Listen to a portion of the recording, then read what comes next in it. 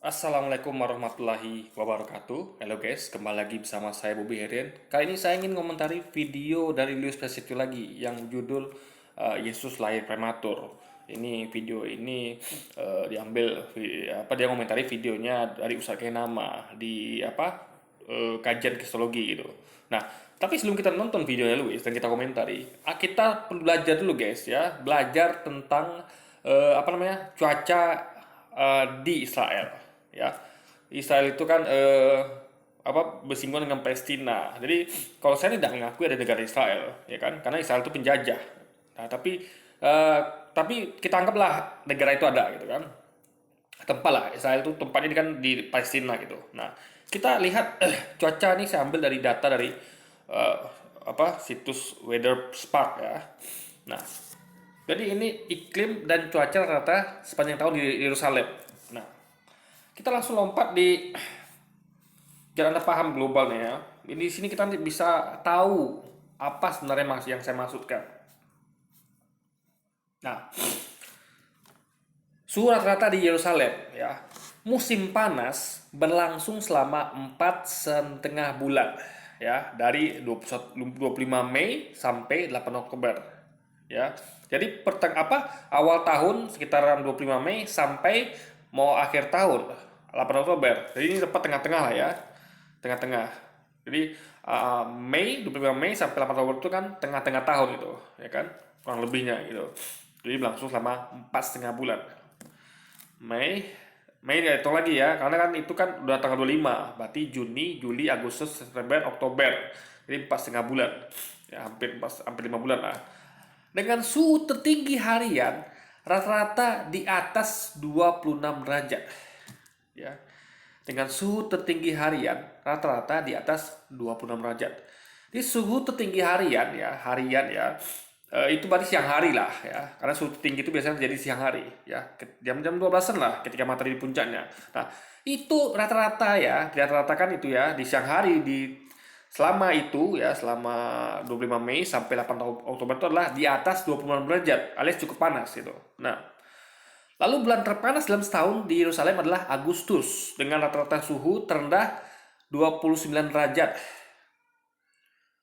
dan tertinggi 19 derajat Celcius. Saya rasa ini terbalik nih guys ya. Mungkin ini maksud dia adalah yang suhu terendah itu 19 derajat Celcius, yang tertingginya 29 derajat Celcius gitu. Ya kan, itu terbalik ini. Ya kan? Nah, untung kita cerdas apa namanya? Jadi kita tidak percaya begitu saja dengan tulisan. Kita sedikit koreksi ya. Nah, lalu di musim dingin ya berlangsung selama 3,1 bulan dari 7 Desember sampai 10 Maret. Ya, berarti Natal dan Tahun Baru itu masuk musim dingin. Ya, musim dingin itu ya musim dingin gitu.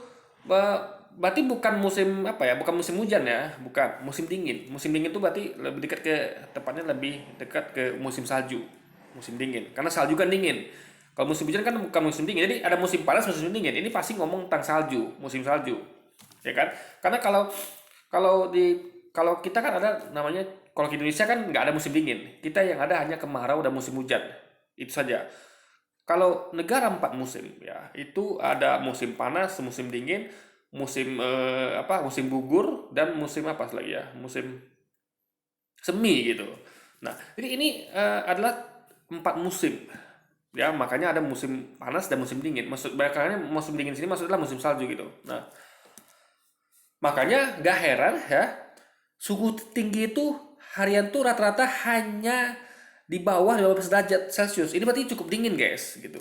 Di bawah 15 derajat Celcius. Itu suhu tertinggi loh ya, bukan suhu terendah. Nah, bahkan bulan terdingin dalam setahun di Yerusalem adalah Januari, dekat-dekat Desember ya, dekat-dekat Natal.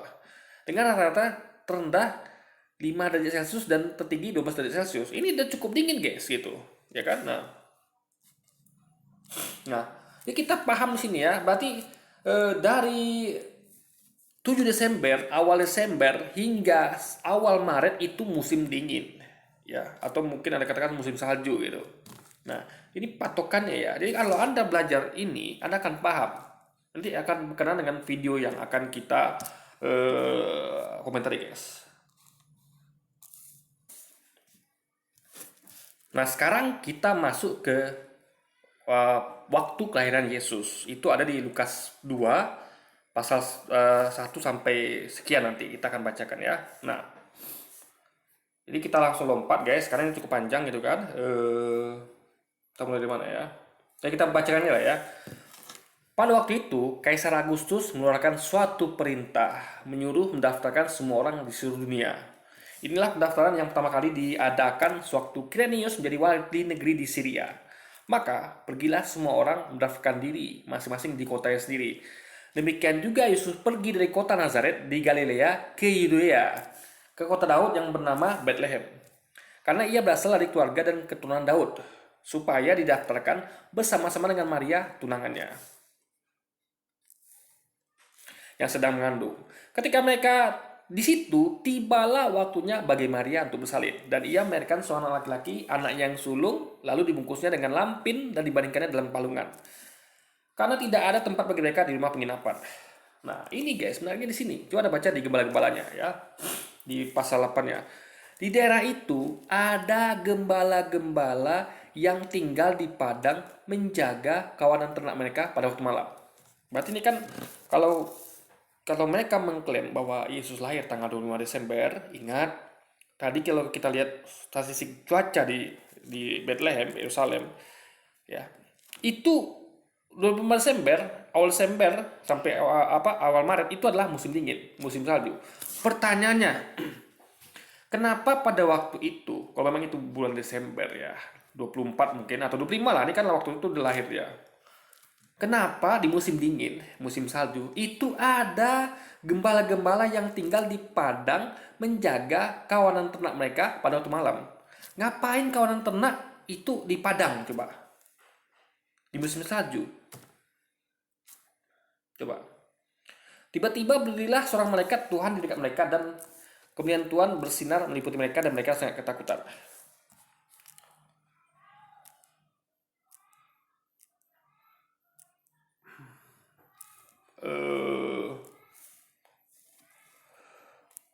Intinya bla bla bla, kita langsung ke poinnya guys ya. Kita singkat-singkat. Nah, setelah malaikat-malaikat itu meninggalkan di pasal 15-nya, dan setelah malaikat-malaikat itu meninggalkan mereka dan kembali ke surga, gembala-gembala itu berkata seorang kepada yang lain, marilah kita pergi ke Bethlehem untuk melihat apa yang terjadi di sana, seperti yang diberitahukan Tuhan kepada kita. Nah, jadi faktanya mereka ada di padang menggembalakan ternak mereka. Mereka tidak di Bethlehem, dia di kota guys. Nah, karena dapat berita dari malaikat, baru mereka mau pergi ke Bethlehem. Nah, pertanyaannya, ya kan? Kita baca berita apa tadi, statistik tadi, bahwa di Bethlehem itu awal Desember hingga awal Maret itu musim salju, musim dingin. Ada nggak gembala yang mengembalakan ternaknya di musim dingin? Ada nggak di padang gitu? Apa nggak malam hari lagi guys, dingin gitu? Apa nggak mati tuh agak domba-domba gitu guys? Ya kan? Ini pertanyaan yang harus dijawab, gitu loh. Ya kan? Nah, jadi logikanya ini pastilah musim panas. Karena gembala normalnya akan mengembalakan hewan gembalanya itu di musim panas. Karena musim panas itu rumput-rumput sebagai makanan ternak itu tumbuh. Kan gembala itu mengembalakan ternaknya untuk memberi makan kan? Ya. Karena apa namanya? Mungkin ya akan repot kalau mereka mengambil dari padang rumput bawa pulang ke rumah gitu kan. Makanya ketika musim panas ya sudah, mereka bawa ternaknya ke padang gitu biar mereka makan sepuasnya di situ. Paham logika berpikirnya ya. Nah, ini ayatnya kita kalau kita lihat kita akan tahu kalau ini bukan bulan Desember kelahiran Yesus dari ayat ini, dari pasal ini, tapi kelahirannya adalah ketika musim panas. Yang tadi itu berlangsung dari awal Maret sampai Oktober tadi kan. Nah, jadi ini sekitaran, jadi Yesus itu lahir antara ya, tadi kalau kita lihat data yang tadi, bentar ya. Berarti kalau ini adalah gembala mengembalakan ini di padang, itu berarti sekitaran musim panas yang berlangsung pada pada kapan ya, di idweatherspark.com ya. Saya nggak hafal sih bulan-bulannya, maka kita lihat data aja langsung. Ini kita ngomong pakai data guys, jadi nggak asumsi segala macam gitu. Jadi logikanya ini agak lama ya. Nggak ada pengembala yang mengembalakan hewan ternaknya di musim salju, musim dingin nggak ada guys. Yang ada di musim panas ya. Karena itulah rumput-rumput banyak untuk dimakan oleh hewan ternak gitu kan. Tapi ini loadingnya agak lama nih guys. Bentar. Nah, kita baca lagi ya. Nah, musim panas berlangsung selama 4,5 bulan dari 25 Mei sampai 8 Oktober. Berarti itu kejadian lahirnya Yesus itu sekitaran antara 25 Mei sampai 8 Oktober gitu guys. Jadi bukan Desember. Nah, nanti ini akan berhubungan dengan video yang akan kita komentari. Ya.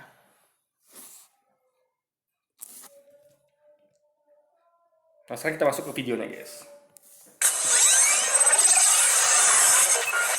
Tuhannya orang Kristen prematur.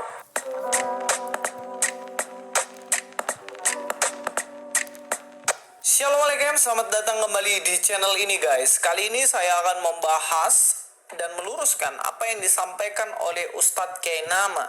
Jadi beliau mengatakan bahwa katanya Maria atau Yesus atau Tuhannya orang Kristen itu lahir prematur. Maria yang melahirkan nggak sampai 9 bulan yang ngandungnya, kemudian harus lahir dengan prematur katanya. Menurut Jadi gini, yang mau saya sampaikan yang tadi kan, tapi walaupun itu tetap kita masa aneh, kok Tuhan dilahirkan. Jadi Tuhan baik dilahirkan prematur atau bukan, itu sebenarnya nggak masuk akal guys. Kok Tuhan dilahirkan gitu? Pertanyaan terbesar adalah kenapa Tuhan dilahirkan? Berarti kalau Tuhan belum dilahirkan, berarti belum ada ya kan? Kayak saya belum dilahirkan, berarti saya belum ada. Saya ada ketika saya baru dilahirkan. Berarti Yesus belum dilahirkan, dia nggak ada guys. Itu logika berpikirnya seperti itu gitu loh.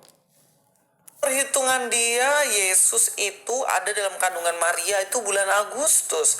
Dan kemudian di bulan Desember itu Yesus udah lahir. Kemudian dia menyimpulkan bahwa 5 bulan aja Yesus dalam kandungan dan dia lahir prematur. Mari kita langsung aja nonton videonya supaya lebih jelas lagi ya guys. Ya, karena jadi berhenti menstruasi itu bulan Juli. Berarti hamil 1 bulannya bulan Agustus. Misalnya ada seorang perempuan telepon seorang laki-laki.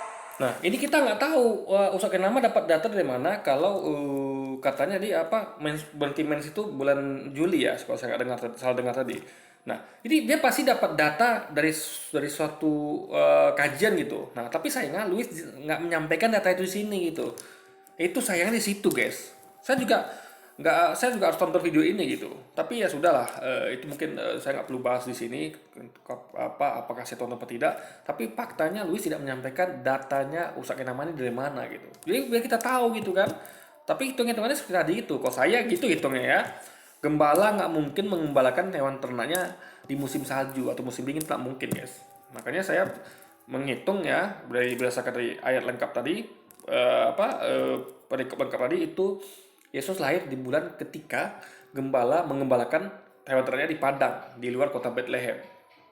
Ya, itu berarti di musim panas sekitaran awal Maret hingga awal Oktober gitu. Jadi bukan bulan Desember sekali lagi ya. Itu rentang waktu Yesus lahir. Papa, aku nggak dapat mens. Aku terlambat gitu. Ya kan artinya berhenti menstruasi. Ya, dari situ dihitung usia janin ya, 1 bulan ya. Udah berapa lama gitu, telatnya, pasti kan gitu ya. 2 bulan. Nah, berarti dari telat pertama 2 bulan itu. Yang masalahnya adalah lihat laki-laki yang dapat telepon. Kita bisa tahu dia suaminya atau bukan. Papa, aku terlambat. Ada yang gini, Allah kabir, ya Allah, alhamdulillah. Kumpulin orang, panggil ustadz, kita baca ayat Quran, bersyukur. Ah, itu suaminya tuh. Yang ngomong gitu suaminya tuh. Allahu Akbar. Iya bu, iya. Saya pulang, bilangin si mamah di rumah mertua itu, cari orang, beli ayam ke beli ikan, masak. Ke sebelah ke musola, panggil ustadz, kita kumpul baca doa. Jadi ini sebenarnya kalau Luis itu cerdas ya guys ya, dan dia ingin komprehensif gitu. Kayak saya kan, saya komentari lengkap video Luis dari awal sampai akhir. Saya nggak potong-potong gitu kan. Nah, Luis harusnya begitu. Kalau ini video Ustadz Kenama atau setelah itu terlalu panjang, ya ambil tuh agak lebar sedikit, jangan kayak gini gitu. Ini di sini Ustadz Kenama hanya bicara mengenai result atau hasil gitu. Tapi datanya nggak disampaikan gitu. Nah, ini video ini pastilah kalau Luis mau berbaik hati untuk sedikit mempanjang videonya di awal dan di akhir, kita akan tahu ini datanya dari mana Ustadz Kenama ngomong ini. Nah, karena ini tentu karena ini kajian kristologi, saya yakin ini datanya dari literatur Kristen sendiri, seperti Alkitab atau buku sejarah lainnya gitu. Karena ini adalah kajian kristologi, tapi Luis tidak menyampaikannya guys, sehingga kita tidak tahu datanya gitu. Yang kita tahu cuma resultantenya atau hasilnya. Jadi hasil dari Ustadz Kenama menyampaikan hasil kajiannya, tapi datanya nggak disampaikan karena dipotong Luis, videonya cuma sampai di sini saja gitu guys. Pada poin yang ini saja gitu, nggak disampaikan, agak lebih melebar sedikit gitu kan. Pak, ayahnya tuh. Itu benar suaminya. Tapi ada yang gini, papa aku telat. Apa? Nah, itu bukan. Itu siapa itu?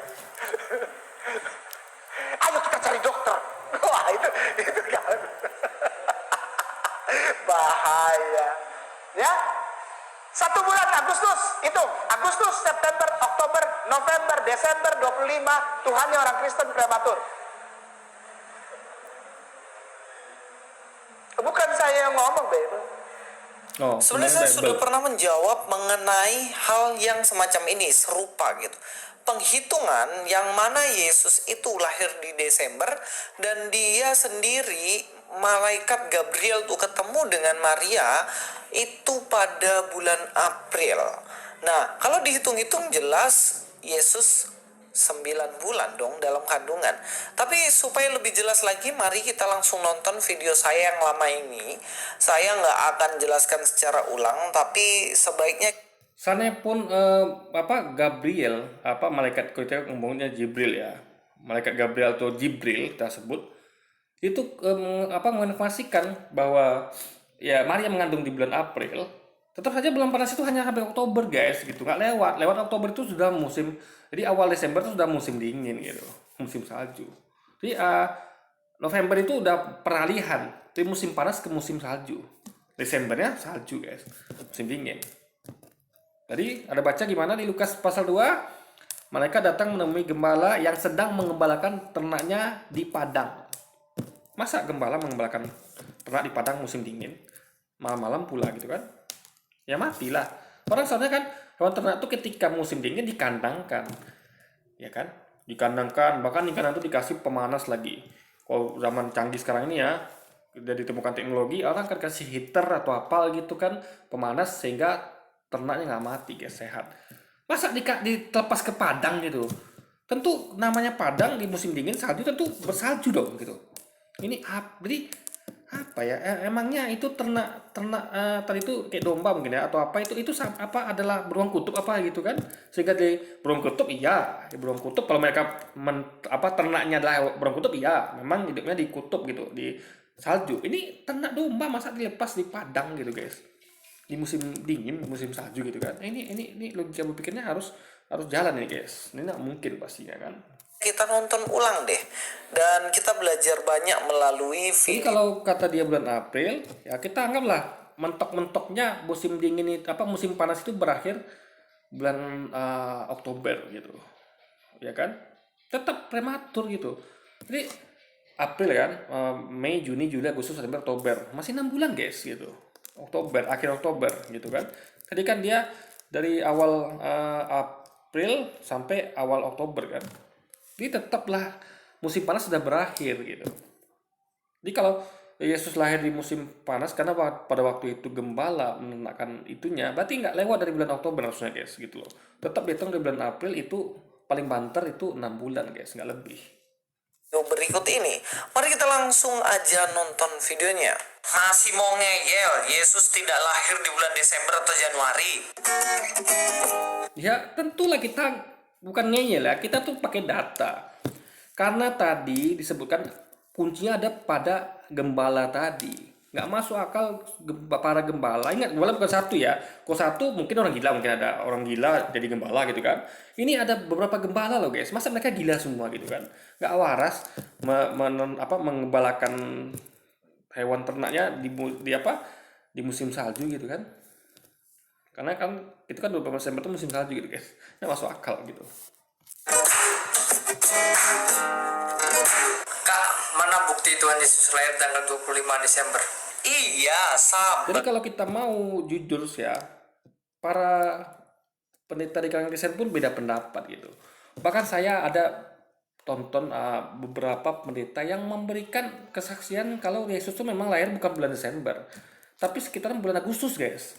Ada gitu. Jadi dan kalangan pendeta pun berselisih pendapat tentang bulan, apalagi tanggal kelahiran Yesus. Bulannya mereka sudah selisih pendapat, apalagi tanggalnya gitu. Makanya heran di kalangan pendeta begitu gitu kan. Nah, apalagi karena Anda baca tadi logikanya begitu, guys. Kita punya kan pendapat masing-masing, tapi setelah itu pendapat. Kalau saya pendapat seperti tadi gitu. Karena nggak mungkin para gembala itu mengembalakan hewan ternak di musim dingin atau musim salju, itu nggak mungkin, impossible guys, nggak masuk akal, nonsense itu kan. Kakak ini kerja aja. Katanya mau kasih bukti, malah muncul video lain. Ya kan yang penting happy. Kali ini saya akan buktikan berdasarkan Alkitab, oke? Oke, cepat buktikan. Eits, sabar dulu. Kita harus tahu penanggalan yang ada pada waktu itu, yaitu penanggalan Yahudi. Bulan Yahudi itu dimulai dari bulan Nisan, yaitu antara bulan Maret sampai dengan bulan April. Terus Kak, patokan pertama kita yaitu Zakaria, bapaknya dari Yohanes Pembaptis. Lukas 1 ayat yang kelima. Pada zaman Herodes, Raja Yudea adalah seorang imam yang bernama Zakaria dari rombongan Abia. Istrinya juga berasal dari keturunan Harun, namanya Elisabet. Jelas ya, Zakaria ini adalah seorang imam yang berasal dari rombongan Abia. Apa hubungannya, Kak? Yang melayani di Yerusalem di Bait Allah itu setiap minggunya berbeda rombongan. Total semuanya ada 24 rombongan. Hanya pada perayaan Yom Kippur mereka semuanya iman berkumpul untuk melayani secara bersama-sama, yaitu bulan Tisri antara bulan September sampai Oktober. Pada bulan ini semua rombongan akan melayani di Yerusalem. Kalau Zakaria, rombongan keberapa, Kak? Zakaria dia melayani pada urutan rombongan yang ke... Gini guys ya, Zakaria kalau kita lihat itu dia bukan Yahudi, bukan beragama Yahudi, mereka ini beragama Islam gitu. Makanya apa namanya ya? Gini loh guys ya.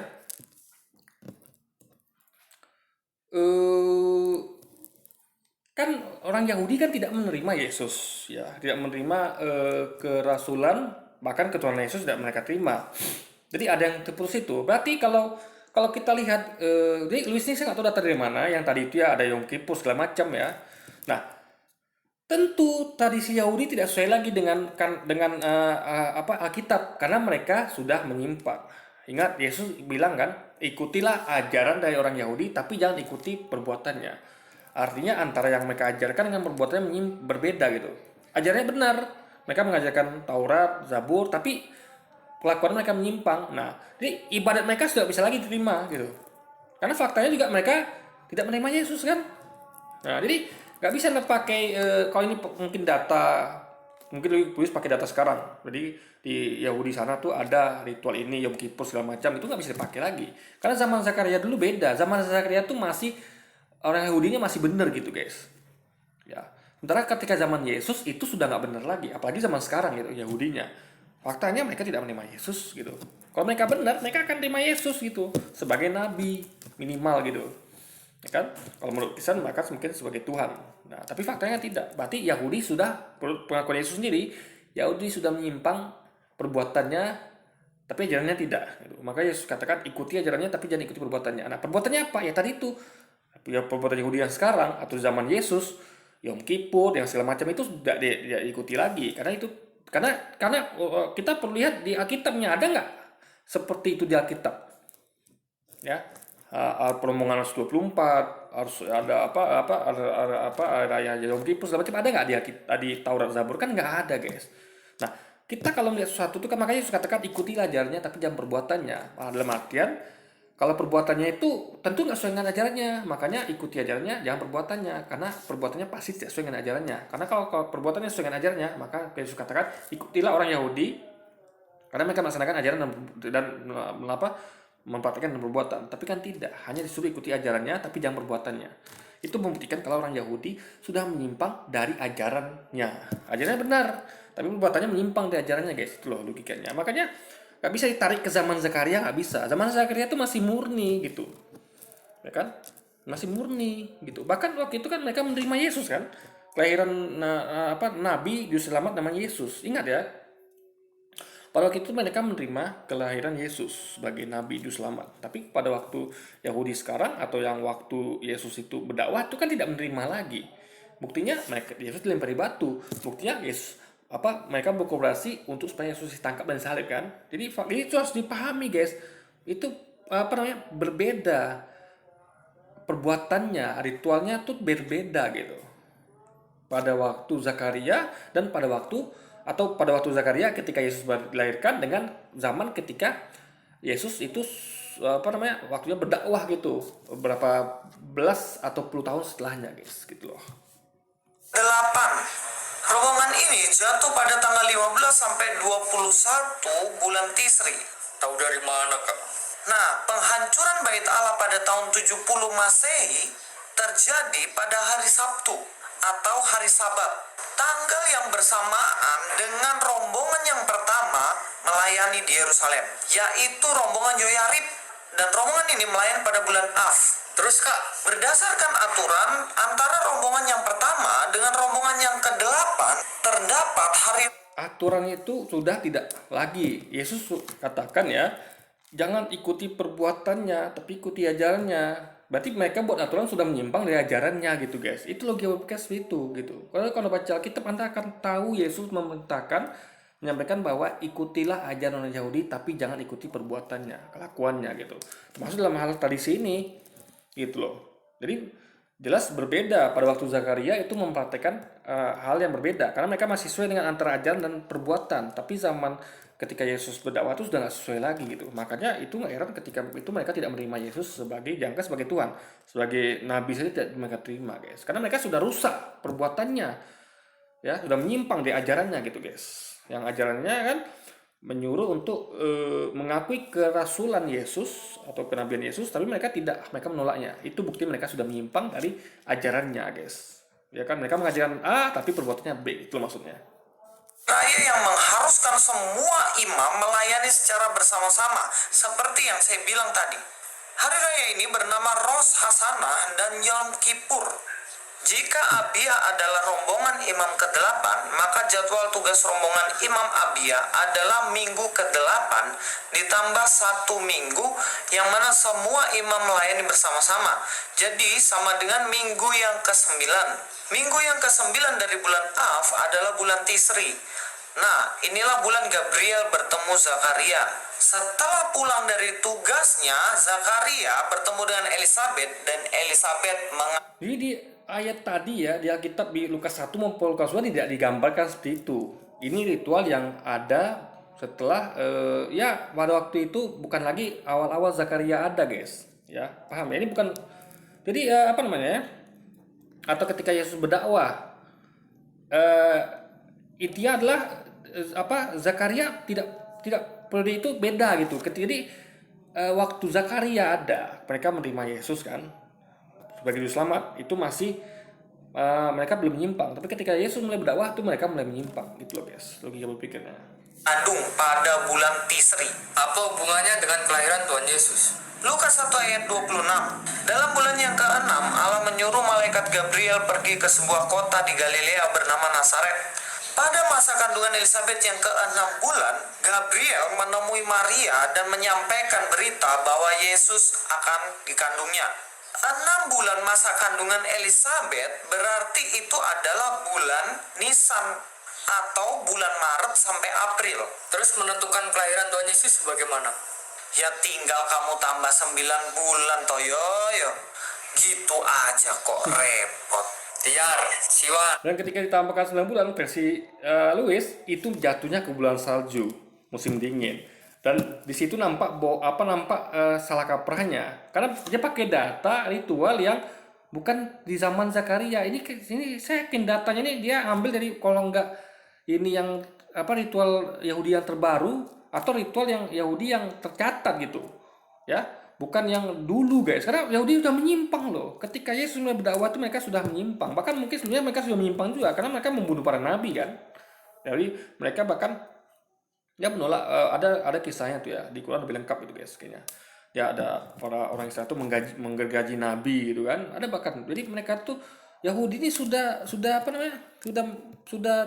sesat lah ibaratnya gitu guys. Ya. Kalau Kristen nggak setuju itu aneh menurut saya. Kenapa? Karena Tuhan mereka aja ditolak kan. Jangan kan lagi sebagai Tuhan, sebagai nabi pun ditolak kan. Yesus itu gitu. Itu tanda Yahudi sudah tersesat. Tamus, Av, Elul, Tisri, Marheswan, Islu, Tebet. Bulan Tebet kak. Iya, bulan Tebet itu adalah bulan di antara Desember sampai Januari. Nah lo, masih ngotot? Masih mau ngeyel, Yesus tidak lahir di bulan Desember atau Januari. Sekarang kamu buktikan menurut kitabmu itu. Jadi gini, Louis dia kalau pakai logika, dia hanya menghitung, anggaplah tadi itu dia katakan Elizabeth itu mengandung pada bulan ke-6, di situ malaikat datang memberitahukan kepada Maria bahwa dia mulai mengandung. Lalu dia katakan hitung 9 bulan setelah itu.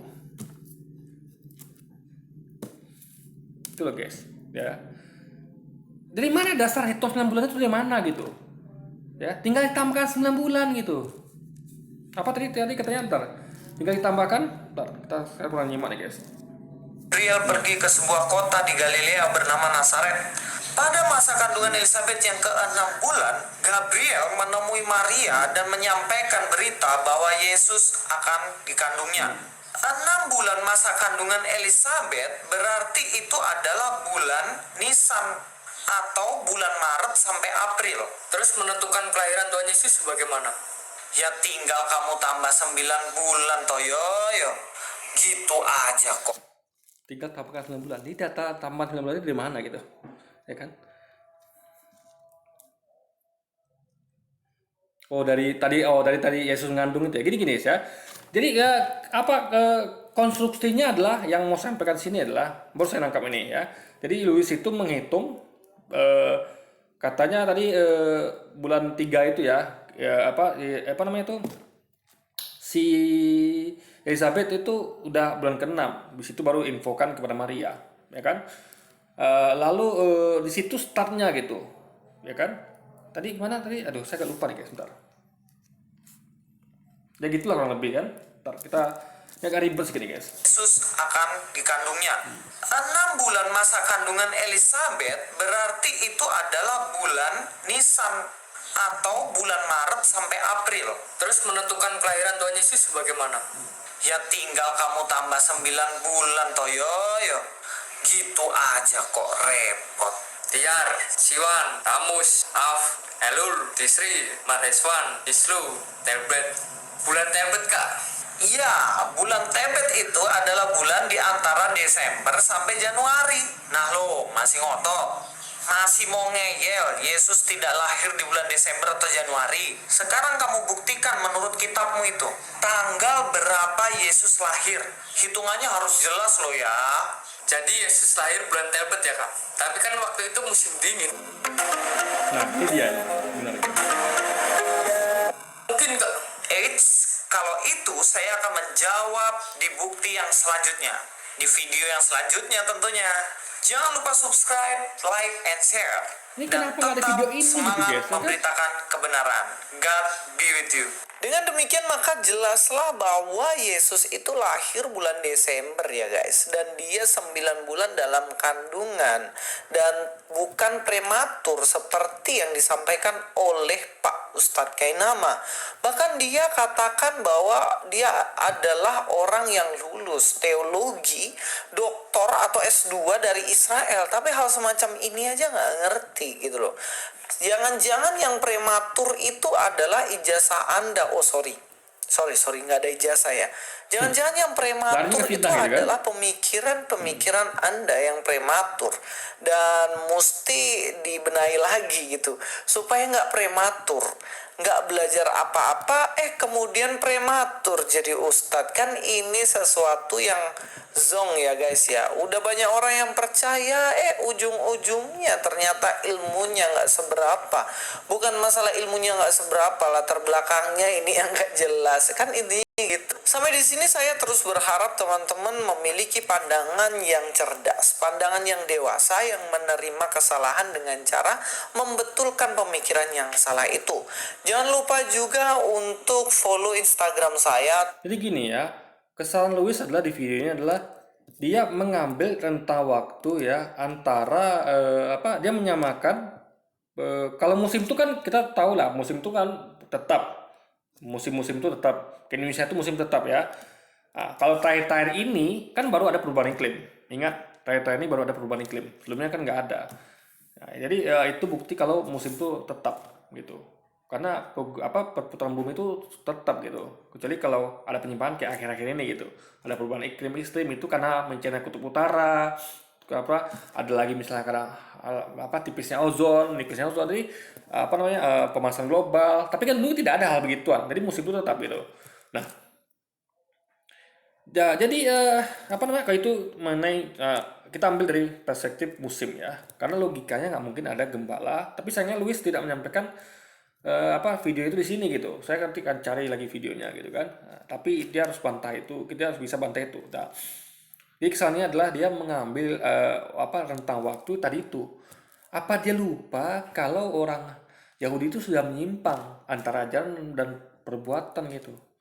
Jadi tradisi Yahudi itu sudah menyimpang. Yesus kan katakan kan, saya berulang-ulang kali sampaikan ya, ikutilah ajarannya tapi jangan tradisinya atau perbuatannya.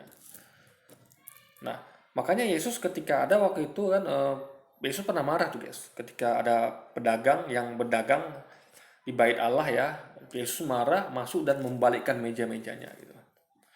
Karena Yesus marah gitu.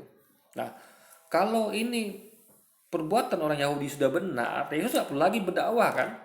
Jadi kenapa ada nabi diutus kepada suatu kaum? Kalau kaum itu benar, kan nggak mungkin kaum itu benar diutus nabi. Makanya nabi itu diutus kepada kaum-kaum yang salah. Musa diutus kepada Firaun, Ibrahim kepada Namrud. Kaum-kaum yang salah yang pasti salah itu tradisi maupun perbuatannya salah gitu. Anggaplah dia masih ngajarkan yang benar, tapi perbuatannya menyimpang. Dia ngajarkan A, perbuatannya B, seperti kata Yesus tadi. Ini nggak mungkin Yesus atau nabi-nabi itu diutus kepada kaum-kaum yang sudah benar gitu. Bahkan termasuk Nabi Muhammad sekalipun. Nah, jadi ritual mereka itu sudah menyimpang guys, maupun itu Yom Kippur atau apapun itu sudah di luar dari yang diajarkan. Untuk itulah Yesus diutus untuk membenarkan mereka. Makanya nggak bisa dipakai itu, nggak bisa dipakai. Zakaria nggak mungkin melakukan ritual mereka itu gitu, karena ritual mereka sudah menyimpang gitu loh guys. Jadi nggak bisa dipakai, ditarik ke situ nggak bisa guys. Ya, karena ada penyimpangan terhadap ajaran dari Musa, ajaran dari Daud dan lain sebagainya sampai ke Yesus itu udah menyimpang ajarannya. Kalau nggak ngapain mereka diutus? Nabi-nabi itu diutus hanya kepada kaum-kaum yang menyimpang baik tradisinya maupun perbuatannya guys. Jadi itu logikanya. Jadi Yesus salah di situ. Dan menarik ritual Yahudi yang mana itu menyimpang. Karena menyimpang itu makanya Yesus diutus. Tapi dia masih pakai ritual yang menyimpang itu gitu loh, sebagai dasar dari perhitungannya, kalkulasinya gitu. Jadi kalau kita mau benar itu ya lihat dari apa ayatnya. Kita pakai logika aja. Kenapa kok gembala itu menggembalakan ternak di musim dingin di padang gitu? Soalnya kan dia mengunci ternaknya itu di di kandang, bahkan kalau zaman modern sekarang ini dikasih heater lagi kan, supaya bisa survive gitu. Jadi makanannya di mana makanannya? Ya dibawa dong. Atau disiapkan makanan sebelum musim salju, musim dingin, disiapin makanannya, stok gitu kan. Sehingga ketika musim dingin, mereka sudah ada stok makanan yang diambil ketika musim panas gitu loh. Logika berpikirnya. Tapi sayangnya saya belum nonton video Louis yang kenapa musim dingin tadi kan. Temannya begini ya. Nah itu kita belum nonton ya. Sayangnya Louis tidak menyampaikan itu karena gini lah guys. Jadi kebiasaan Louis ini memang suka nanggung-nanggung gitu. Ya kan suka nanggung-nanggung. Nggak menyampaikan secara. Jadi kita tuh jadi pembahasan kita ini gantung ini guys. Tapi sudahlah, yang penting ini sudah cukup menjawab ya. Jadi San Luis di saya sudah memberitahu di mana letak San Luis ya dalam metodologinya menghitung bulan kelahiran Yesus, dan para pendeta pun aja berbeda pendapat. Ada yang mengatakan bulan Agustus, ada yang mengatakan bulan Desember gitu. Jadi, dan para pendetanya sepakat itu. Jadi Luis nggak bisa memaksakan pendapat dia juga gitu. Yesus lahir di bulan Desember. Oke guys, jadi mungkin sekian dulu video kita kali ini. Sampai jumpa lagi di video-video selanjutnya, dan wassalamualaikum warahmatullahi wabarakatuh.